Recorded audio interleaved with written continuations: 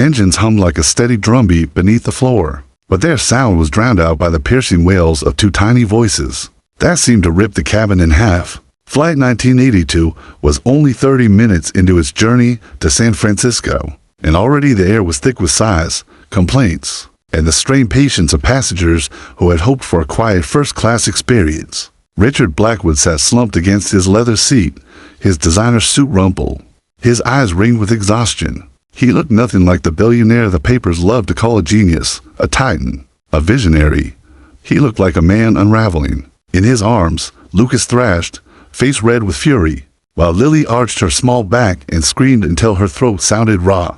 No rocking, no bottle, no whispered promise of calm seemed to help. Richard's lips moved with the words, "Please, please," though he was no longer sure if he was pleading with the babies, the universe, or the ghost of the woman who had always been able to soothe them, Vanessa. Even thinking her name was a knife to the chest. It had been for weeks since she vanished, leaving no note, no clue, just silence and a hollow ache that had only grown louder in his heart. And now, these children, the last living piece of her, were crying as if they could sense her absence. The whispers began like a ripple, moving up and down the aisles. "Why doesn't he quiet them?" one man muttered. A woman snapped her magazine closed and rolled her eyes. "Some people shouldn't travel with babies," another whispered. Each comment hit Richard harder than the next. He tried standing, pacing the narrow aisle with both twins cradled against his chest. But the cabin jolted as turbulence rocked the plane. "Sir, please return to your seat," a flight attendant called out, her voice firm but kind. Richard stumbled, his knees weak, his arms aching from the weight of holding both children. He wanted to scream himself, to let the sound tear out of him until it matched theirs. It was then that he noticed her, a small figure in economy, near the aisle, her copper-colored hair catching the dim overhead light. A girl of no more than 7, maybe 8, watching him with wide green eyes. There was something unsettling in her gaze, not judgment, not pity, but recognition, as if she knew something he didn't.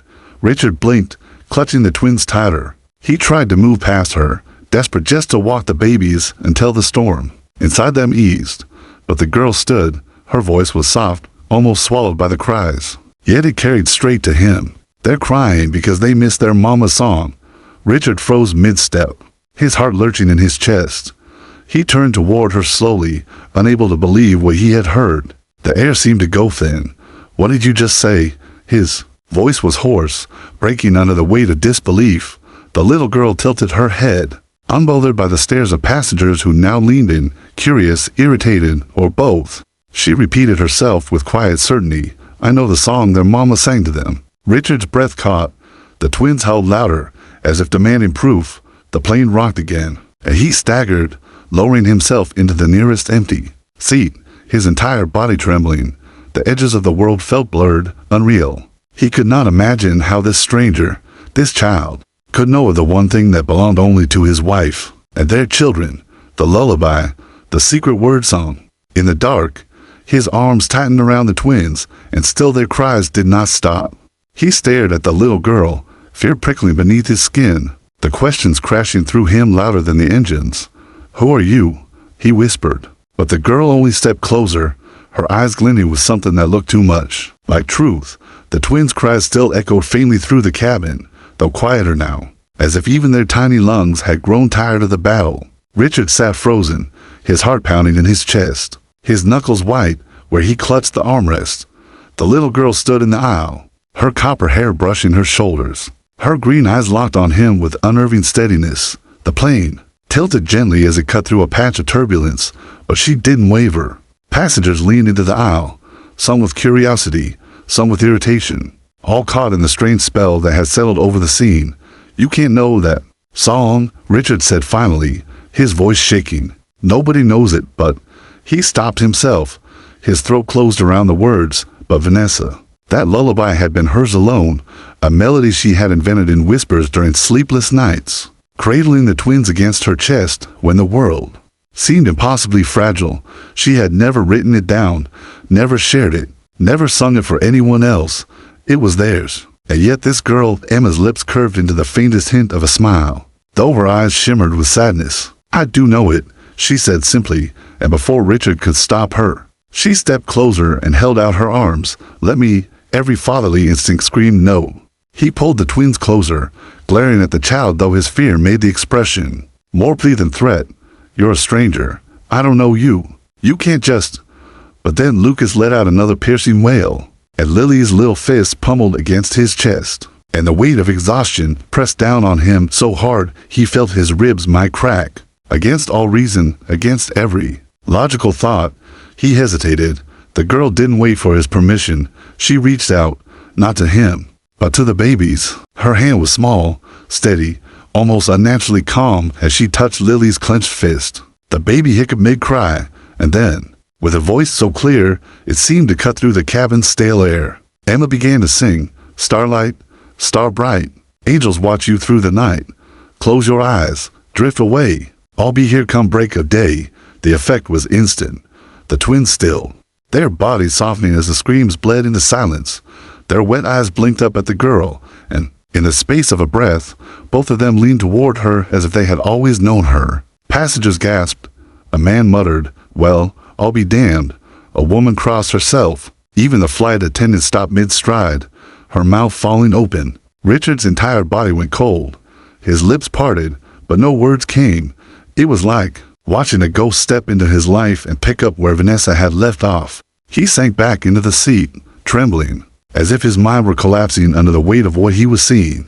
"That's impossible," he whispered. His voice cracked. "That song, she made that song for them, for me.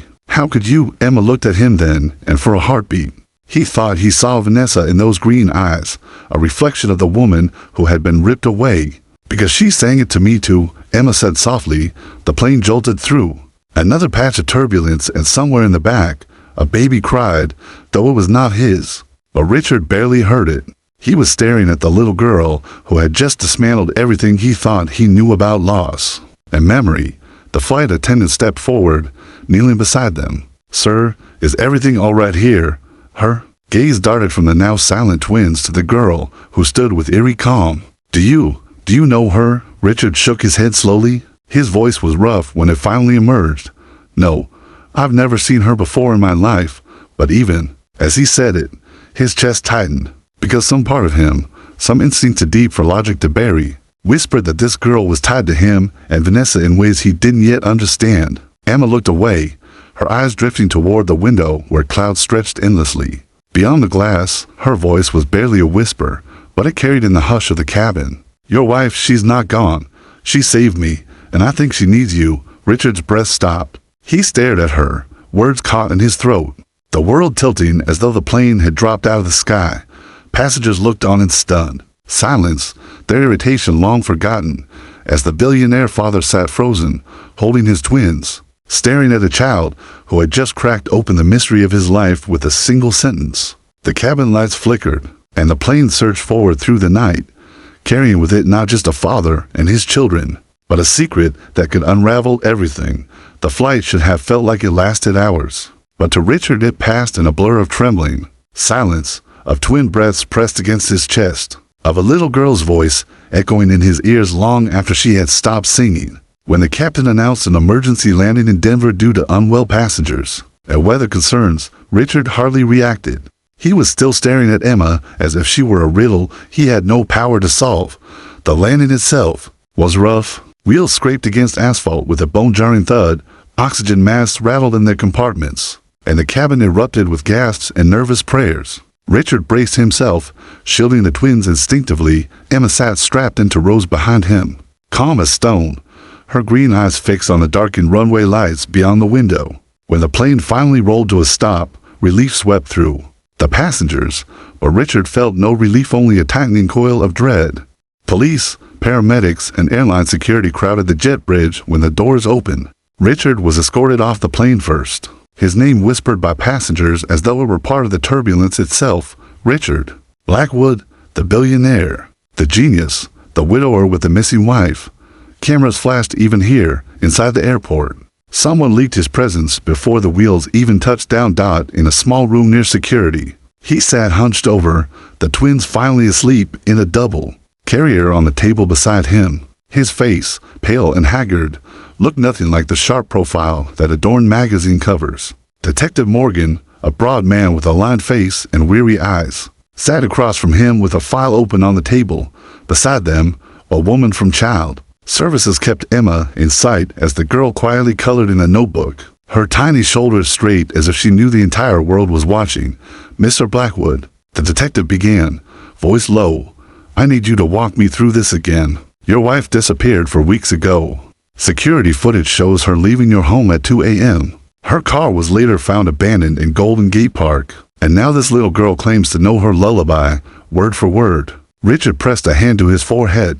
"Not just word for word, the melody, the way she even paused on the word angels. That was something she did in the dark, holding our children. Nobody else could know it." His voice cracked, and he drew in a shaky breath. "Nobody, the detectives." Gaze slid toward Emma. "And you swear you never seen this girl before tonight?" Richard followed his look. Emma had put down her crayon and was staring back at him, her expression unreadable. "Far too old for her years. Never," Richard whispered, "but she looked at me like she knew me." The social worker cleared her throat. "Emma Bennett was found wandering near a gas station in Reno 3 days ago. No identification, just her name. Said she was from Sacramento, but couldn't provide an address. She was en route to a foster placement in San Francisco when her chaperone, your flight's attendant, became violently ill midair. Food poisoning, we think. That's why Emma was traveling alone." Detective Morgan's brow furrowed. "That's where things get complicated. According to records from Sacramento County, Emma Bennett died in a house fire with her parents 2 years ago." The words hung heavy in the room. Richard stiffened, blood draining from his face. "That's not possible. She's sitting right there." Emma looked up at him then, her eyes glistening but steady. "I told you," she said softly, her voice almost drowned by the hum of the fluorescent light. "Your wife saved me. She found me after the fire. She took me to the cabin." Richard's pulse hammered. He leaned forward, desperate now. "What cabin?" "In the woods," Emma whispered. "By the lake with the turtle rock." She said it was a secret place. She had pictures of the twins everywhere. She said she had to hide until it was safe. The detective leaned forward too, his expression sharp. "When did you see her last?" Emma's hand trembled as she reached for a blue crayon. 3 days ago.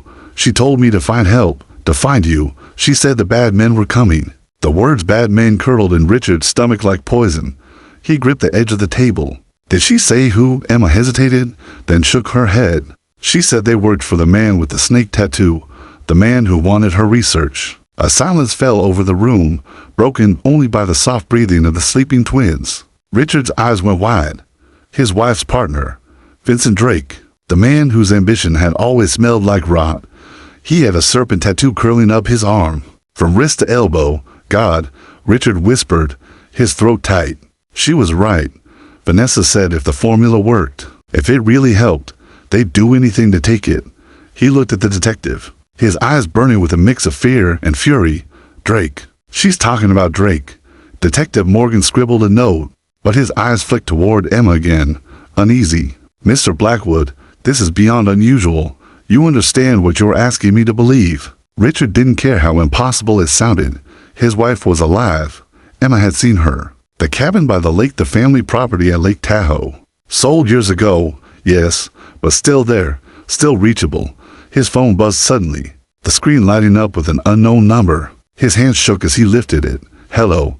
The voice on the other end was barely a whisper, frayed and weak, but he would know it anywhere. "Richard." He shot to his feet, knocking the chair back, heart pounding so hard it hurt.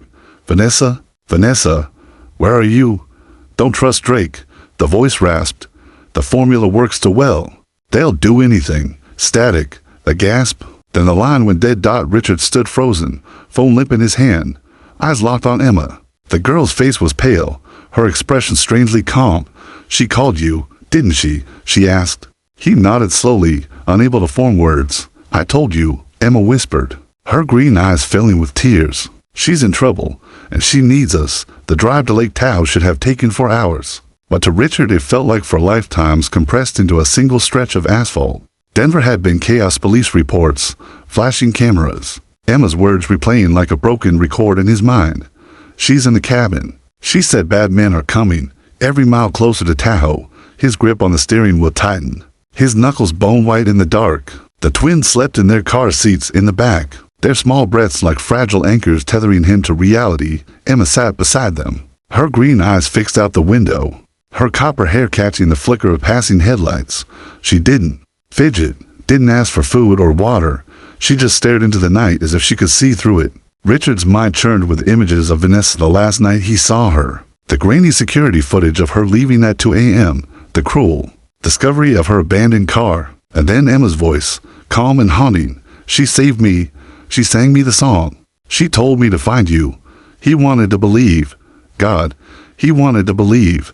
But belief had teeth. If it wasn't true, if this was some elaborate game or manipulation, then every fragile piece of him that had kept standing since Vanessa disappeared would finally collapse. The road narrowed as it climbed, flanked by dark pines that rose like sentinels against the moonlight.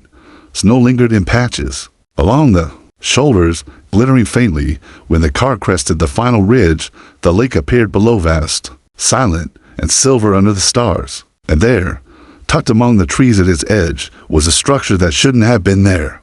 A cabin, weathered but standing. Richard cut the engine. The night pressed in, heavy and alive with the sound of crickets and distant water lapping against rock. He turned to Emma. "You're sure this is it?" Her voice was steady. "The big rock looks like a turtle." She said it was our landmark. Richard followed her gaze, and his stomach clenched. A massive boulder sat near the shoreline, its curved top and jagged ridges unmistakably turtle-like. His breath fogged the glass as he exhaled. This was real. Too real. He unbuckled the twins with trembling hands, cradling them against his chest. Emma trailed close as they approached the cabin, her small fingers brushing the wood of the porch railing like she was retracing old steps. Richard hesitated at the door. The knob was cold, the kind of cold that seeps into the bones. Slowly, he pushed it open. The inside smelled of cedar and dust, but beneath that faint, lingering was a scent he knew intimately, lavender, Vanessa's favorite oil. His heart lurched. The room was dim, lit only by moonlight spilling through slats in the shutters. And on the walls, he froze. Photographs, dozens of them, taped, pinned, tucked into frames. Photos of Lucas and Lily at birth, in bassinets, swaddled in blankets. Photos he had never seen before. Vanessa holding them close, her smile tender and fierce, her eyes shining with a love that still burned in every pixel. And not just the twins, Emma was there too, in picture after picture, standing beside Vanessa in a meadow, curled up on a couch with a book, asleep under a quilt. Richard staggered backward, his chest heaving. "Oh my God," he whispered. "She was here. She was alive. And you." He turned to Emma, his voice breaking. "She kept you with her." Emma touched one of the photos lightly, her fingers trembling. "She said I was family now. She said I belonged."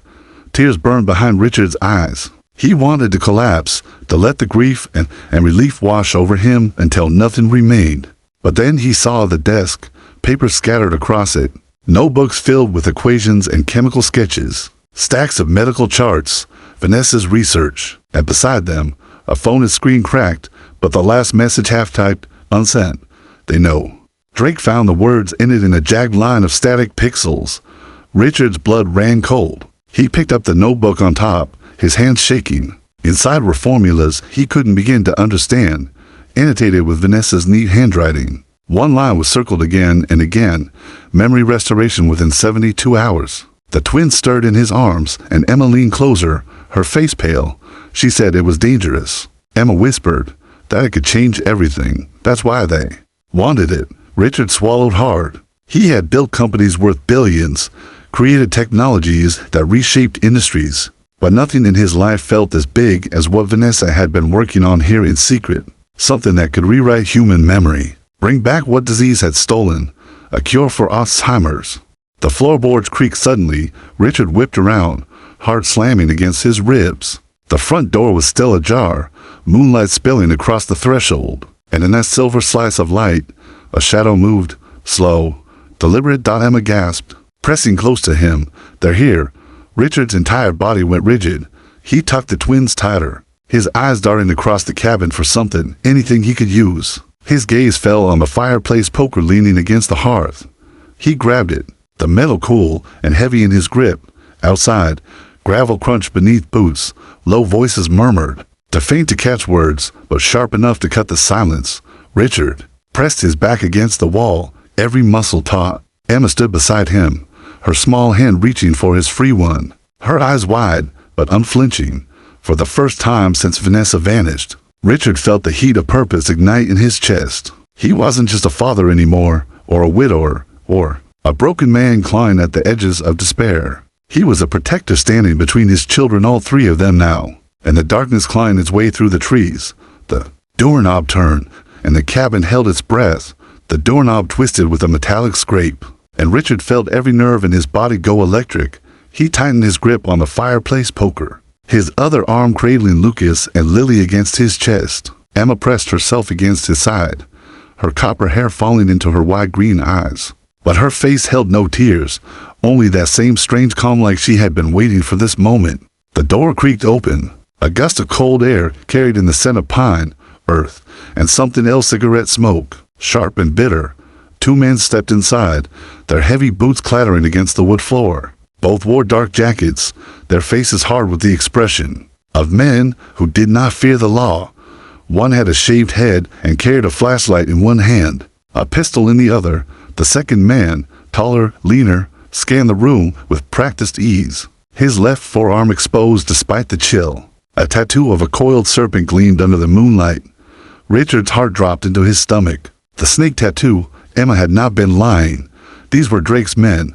Search everything. The taller man ordered in a low growl. She said. The research was here.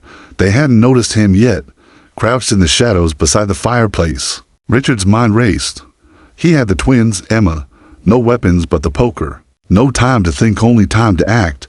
The shaved man moved toward Vanessa's desk, rifling through papers, scattering notebooks, knocking over a framed photo of the twins. Richard's throat burned with fury at the sound of glass shattering against the floor, but fury was a luxury. He needed to keep his family alive. Emma tugged at his sleeve, whispering so faintly he barely heard her. There's a door in the back, leads to the woods. She told me once. Hope flickered but too briefly. The taller man swung his flashlight across the walls, illuminating the photographs. He stopped cold. Look at this. She's been here. She's alive. His voice grew sharp, urgent. Drake will want her location now. Richard's blood ran colder than the night air. They weren't just searching for Vanessa. They were hunting her like prey. The flashlight beam swept closer, grazing the hearth. Richard pressed himself tighter against the wall, praying the shadows held. But Lily whimpered in his arms, a soft, sleepy sound. The taller man froze. What was that? The beam snapped toward them. Richard didn't think. He lunged. The poker slammed into the flashlight, sending it clattering to the ground. Darkness swallowed the room. Shouts erupted, the men cursing, stumbling. One fired blindly, the gunshot exploding in the cabin with splintering where the bullet hit. The twins wailed awake, their cries cutting through the chaos. Go. Richard hissed at Emma. The back door now. Emma ran, her small feet light on the floorboards. Richard followed, clutching the twins, swinging the poker wildly with his free arm. Another shot rang out, grazing the wall inches from his head. The taller man cursed again. Don't let them get away. The back door loomed ahead, a rectangle of silver moonlight.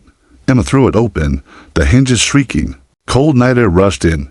Richard barreled through, his lungs burning, his muscles straining with the weight of the children. Emma darted ahead toward the trees, her copper hair aflame in the dark. Behind them, the men gave chase, boots pounding against the earth. The forest swallowed them in shadows. Pines rose like towers overhead, their branches blotting out the stars. Richard's heart thundered as he ran, every root and rock a threat to send him sprawling. The twins screamed against his chest, terrified, their cries echoing through the trees like a beacon. He tried to shush them, his voice breaking. Please, babies, please just a little longer. Emma stopped suddenly, turning back. This way, she cried, veering toward a ridge that sloped down to the lake. Richard followed, nearly slipping as the earth gave way beneath his feet. They stumbled onto the shoreline, the turtle-shaped rock looming in the moonlight. Where now? He gasped, clutching the twins so tightly it hurt. Emma's eyes darted wildly, then locked onto a shadow beneath the rock. There, she showed me. A narrow gap yawned in the stone's base, half hidden by brush. Richard shoved through, Emma crawling in beside him. The space opened into a hollow beneath the rock, damp and tight, but just large enough for them to huddle. Richard pulled the twins close, his chest heaving, his heart threatening to shatter his ribs. The men's voices grew nearer. They went this way. Find them. Drake said no survivors. Emma clamped her hand over her mouth, her eyes wide, her breath shaking in silent gasps. Richard did the same for the twins, rocking them desperately, praying to any power that would listen, that their cries would soften. The men's footsteps crunched over leaves, closer, closer. A beam of light swept over the shoreline, pausing on the Turtle Rock. Richard held his breath until his vision blurred, and then the taller man spoke again, his voice sharp with frustration. Tracks go into the trees. Keep searching north. They can't be far. The footsteps retreated, fading into the forest. Richard collapsed against the stone, trembling violently. His arms wrapped so tight around the twins, they whimpered in protest. Emma leaned into him, her small hand gripping his sleeve for the first time. Richard saw not just a child, but something more, a survivor, a piece of Vanessa's vanished world, bound to him now by blood or fate, he didn't know which. When the silence settled again, broken only by the soft lap of the lake's waves, Richard whispered, his voice raw, "They won't stop. Not until they find her." Emma's green eyes met his, steady and unflinching. "Then we can't stop either." And in that moment, Richard knew whatever nightmare Drake had unleashed, he wasn't just fighting for his twins anymore. He was fighting for Emma too, and maybe, just maybe, for the chance to bring Vanessa home. The forest did not sleep that night. Every rustle of branches felt like footsteps. Every shadow looked like a threat crawling closer. Richard sat with his back against the cold stone of the turtle-shaped rock, the twins finally dozing in his arms after their frantic cries, their small faces damp with tears. Emma lay curled beside him, her copper hair tangled, her green eyes still wide open despite the exhaustion that should have claimed her. He could hear her breathing, shallow and fast, the rhythm of a child who understood fear too well. The men had gone for now. Their voices had faded into the northern woods, but Richard knew they would circle back. Vincent Drake's reach was too long, his hunger too sharp to stop at a missed chance. Richard had dealt with predators in boardrooms, men who smiled as they cut your empire apart. But this was different.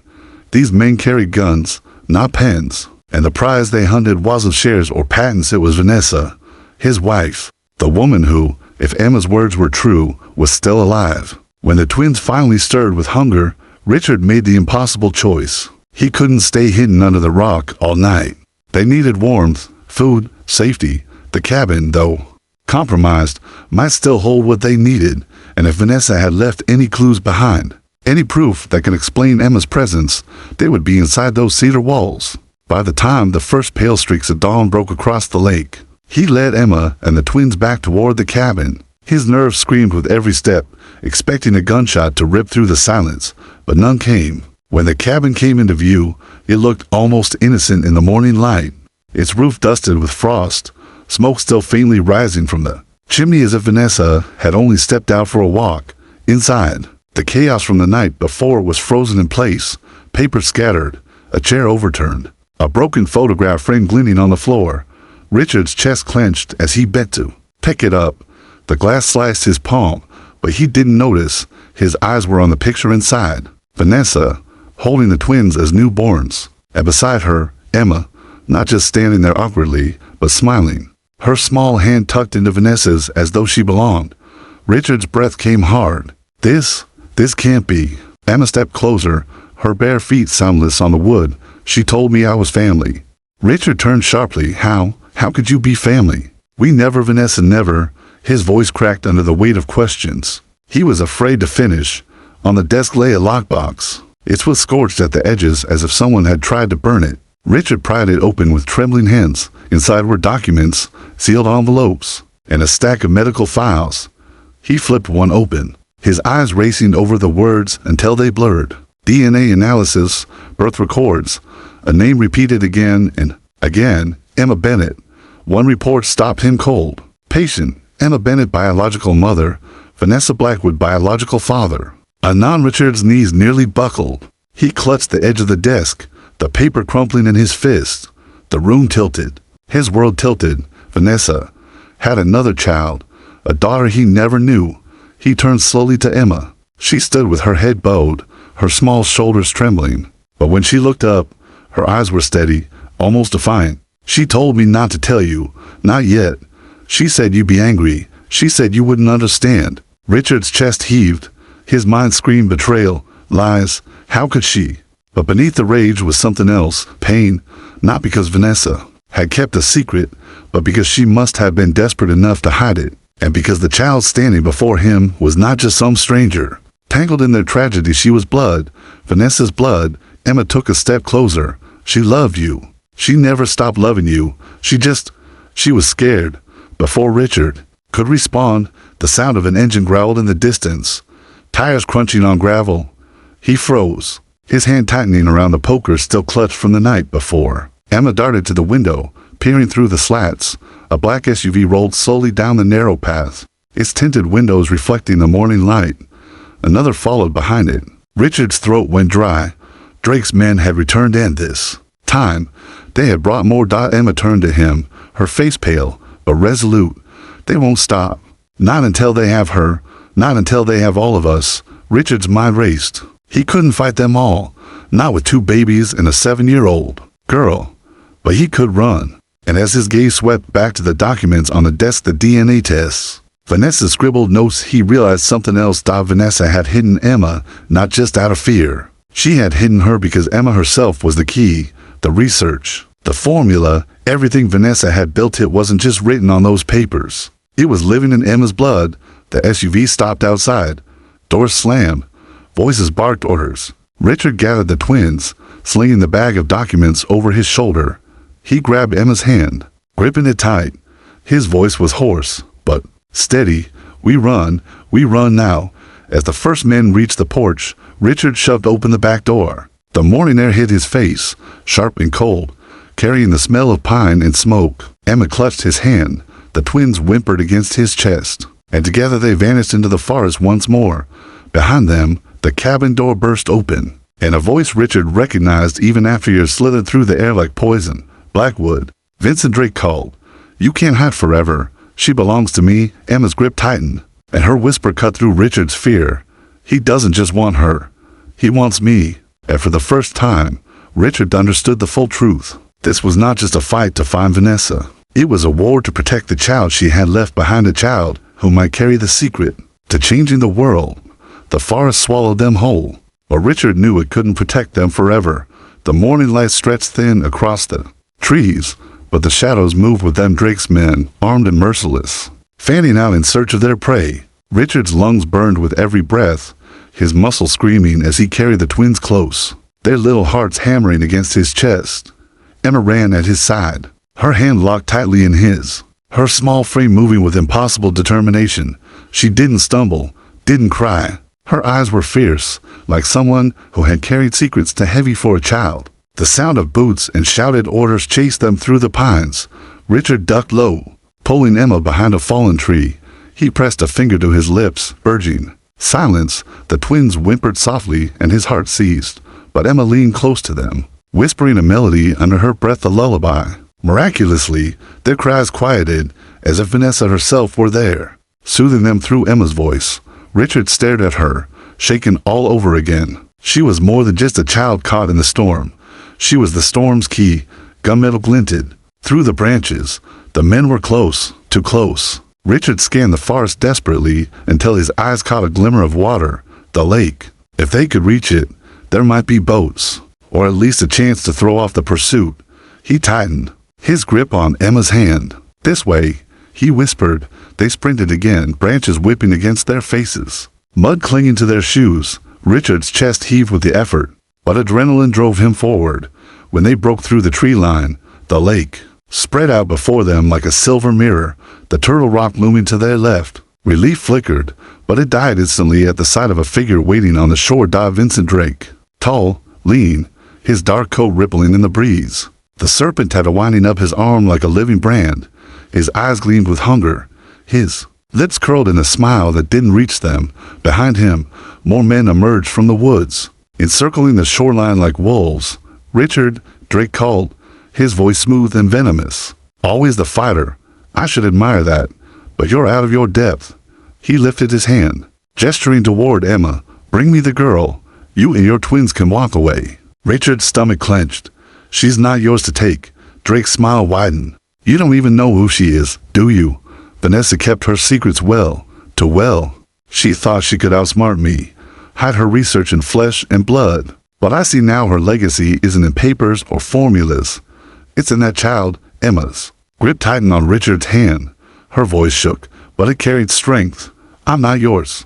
I'm hers, and she told me to fight. Drake's eyes narrowed, his expression hardening. He snapped his fingers, and his men moved forward. Richard swung the poker in his hand, his heart a war drum in his chest. He knew he couldn't fight them all, but he would fight anyway. A sharp crack split the air. Not a gunshot, something else. A drone buzzed overhead, its camera light blinking. Red, Drake cursed, snapping his gaze upward. Damn it, they're watching us. Police sirens wailed faintly in the distance, growing louder. Someone had tipped them off. Maybe a passerby, maybe a miracle. Whatever the case, Drake's men hesitated. Their formation breaking. Richard seized the chance. Run, he shouted, pulling Emma toward the rocky slope by the lake. They scrambled upward, his body straining under the weight of the twins. A bullet ripped past, sparking against stone. Another. Drake's voice roared behind them, full of fury. She belongs to me. At the top of the slope, Richard stumbled, collapsing behind a boulder. Emma knelt beside him, her chest heaving, her eyes wet but fierce. They won't stop, she whispered. Not until it's over. Richard looked at her, at the twins, at the weight of the world that had crashed into his arms. His voice broke, but it carried the strength of a vow that we don't stop either. Not until she's safe. Not until Vanessa is safe. Later, hours later, in the sterile light of a Denver hospital where police had finally pulled them to safety, Richard sat in a small room, the twins asleep in cribs beside him. Emma curled in a chair with a blanket draped over her. A detective entered quietly, holding a file. We rushed the DNA test you requested, the detective said. His voice was grim, but steady. You were right to suspect. Emma Bennett is Vanessa Blackwood's biological daughter, but she's not yours. Richard's chest hollowed. The words sank like stones. Not his blood. His mind whirled with Vanessa's laughter, her soft lies, her secret kept so carefully. Anger, grief, betrayal all clawed at him. But when his gaze fell on Emma, sleeping now with her hand still curled around a corner of the twins' blanket, none of that mattered. She was his family. Maybe not by blood, but by choice, by survival, by the bond that had grown stronger in the fire of fear. The detective hesitated, then added, there's more. We found a message in Vanessa's files, a recording. She must have left it for you. He set a small device on the table and pressed play. Vanessa's voice filled the room, weak but clear. Richard, if you're hearing this, it means they found me. I had no choice but to hide Emma. She carries part of the formula in her DNA. She's the key. Richard, protect her as you would the twins. They're all our children now. And if you ever doubt me, know that I never left you. I only fought in the shadows so you could fight in the light. The message ended in static. Richard bowed his head, tears burning his eyes. He reached out, brushing Emma's hair back gently. She stirred, blinking up at him with those green eyes so achingly familiar. Are we safe now? She asked. Softly. Richard swallowed hard, his voice breaking as he answered, not yet, but as long as I'm breathing, I'll keep you safe, all of you. And in that moment, surrounded by 3 children who had lost everything yet still carried the weight of hope, Richard understood. This wasn't just about survival anymore. It was about building something new from the ashes of secrets and betrayal. A family forged not by blood alone, but by the unshakable promise to protect each other no matter what came next. Outside, the sirens faded, but the war with Drake was far from over, and deep down, Richard knew this was only the beginning.